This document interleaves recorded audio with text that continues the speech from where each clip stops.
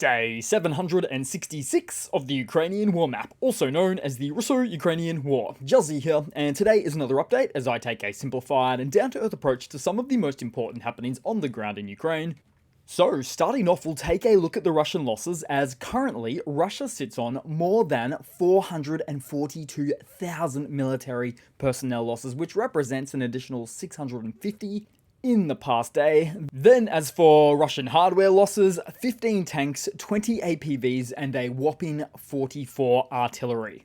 And do note, out of Russia's pre-war levels of about 20,000 artillery pieces from their Soviet inheritance, of which about 15,000 are usable and the rest are realistically only good for spare parts, then this 11,050 artillery loss total figure right here may actually constitute about 73 or 73.6% of Russian artillery losses so far.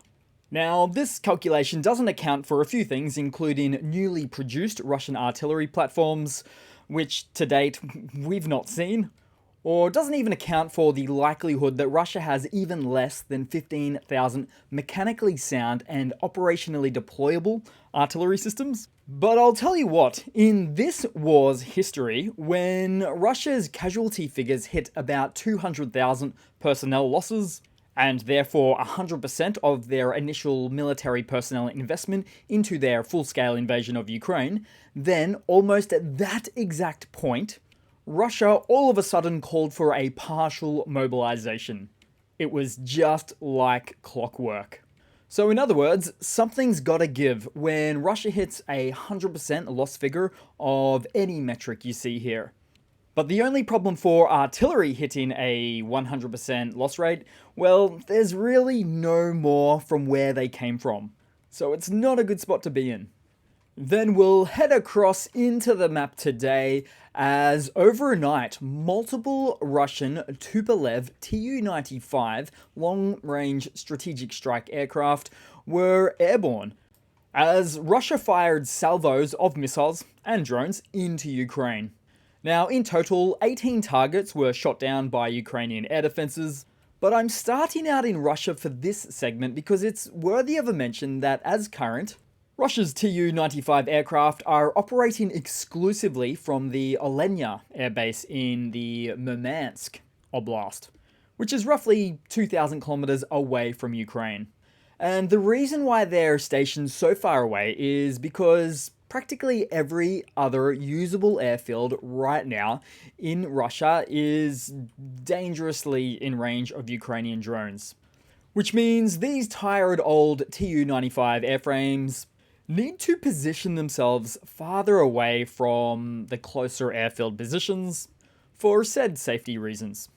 Then moving around on the map and still within Russia, as we'll briefly take a look at the village of Bezimeno near Graveron in the Belgorod region there, as another one of Russia's short-range Fab 250 air-launched munitions was discovered on the ground. Over 140 residents had to be evacuated as the 220 kilo or 550 pound ordnance had to be safely removed and destroyed. But then, later in the day, a larger Fab 500 was found near the village of Nichevka, and that is a little bit further over, with this later event at almost the exact same distance from the border to Ukraine as well. So it appears that Russian pilots still drop their loads for concern of a very clear and present danger to their own lives, especially in the face of extreme orders from very angry Russian commanders.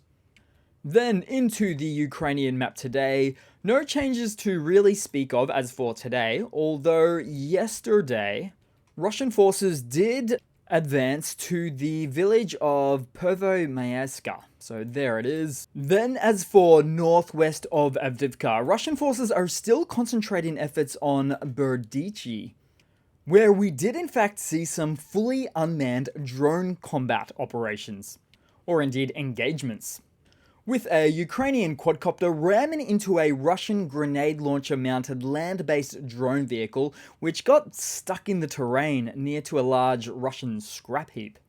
Then, also in Badichi, an assaulting Russian BMP-3 infantry fighting vehicle appeared to hit an anti-tank landmine. Then, somewhere else in the east, what looks to be a damaged but overall relatively new and abandoned Russian T-90M main battle tank got finished off by a drone with a drone drop munition right there into the hatch. Literally millions of dollars worth of hardware right there, burnt within seconds. Then, also in the east, Ukrainian FPV munitions destroyed some Tor-Sam air defense units in a single short engagement, hitting a pair of TLARs, which are essentially an all-in-one unit that includes the radar and the launcher. $15 to $20 million a piece right there, on both accounts. And it's just a shame in this instance that we don't see third-party recon drone footage, but these ones truly lack the armor and are very vulnerable to FPVs from the AFU. And then also, more central to Ukraine, near to some of the capitals, we saw some footage of some of the downed Russian Shahed-type drones.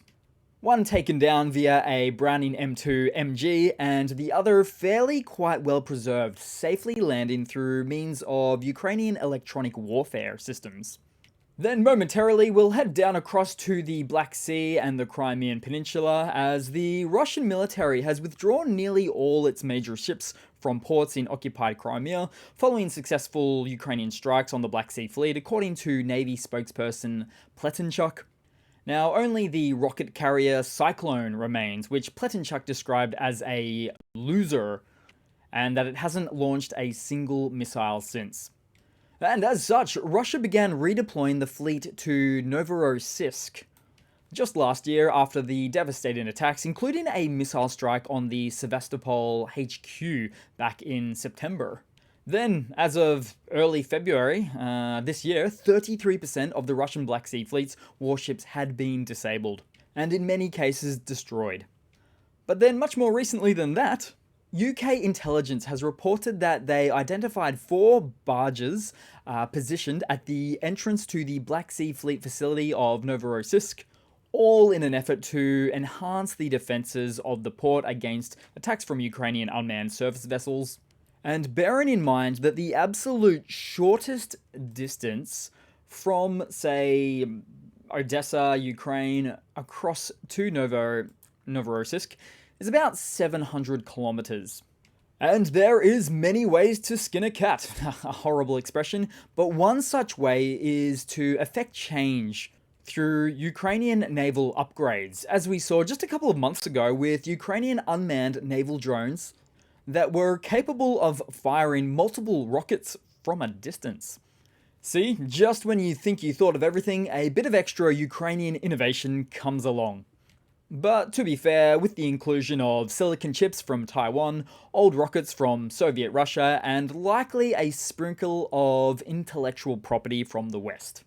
Then headed across to some news for today. So France will deliver Aster anti-aircraft missiles and hundreds of armored vehicles to Ukraine as part of a new military aid package, as stated by French Defense Minister Sébastien Lecornu.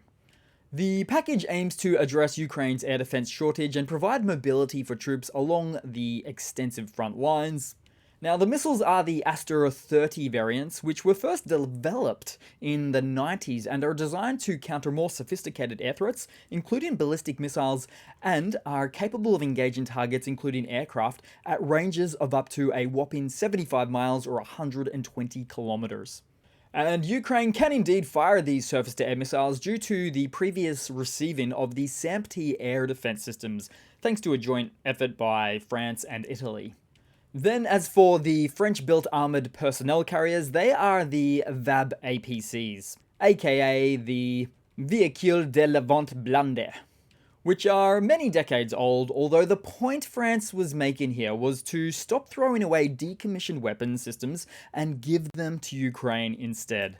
Plus, I think it's fair to say that almost any NATO gear with a decommissioning in sight, it's likely to have received much better care and maintenance than most of the old Soviet Russian equipment analogs anyway.